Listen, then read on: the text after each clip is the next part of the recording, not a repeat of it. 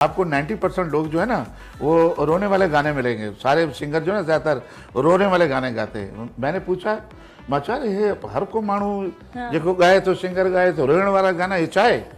चे बाबा सभु पिटियल आहिनि, सभिनि जूं जेकियूं प्यार करण वारियूं भॼी वियूं आहिनि, अध में भॼी वियूं आहिनि, आसरो ॾेई भॼी वियूं आहिनि। इन करे हर हिकु सिंगर जेको आहे रोए थो।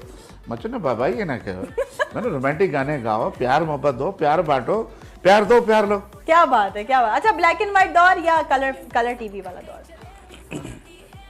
अच्छा, ब्लैक एंड व्हाइट का अपना एक मजा था, उसकी वजह ये है। लेकिन अब मैं आपको ये डिफरेंशिएट नहीं करने दूंगा, अब आप सिलेक्ट करें। हाँ, सिलेक्ट तो जाहिर है, खूबसूरती जो है वो तो कलर में ही है, लेकिन ब्लैक एंड व्हाइट की खूबसूरती क्या थी उस वक्त जो है ना, एक ब्लैक कलर का कोड जो है ना वो ब्लैक ही आता था, लेकिन उसमें ज्यादा कलर नहीं थे, इसलिए कि या व्हाइट आता था या ब्लैक आता था। हाँ।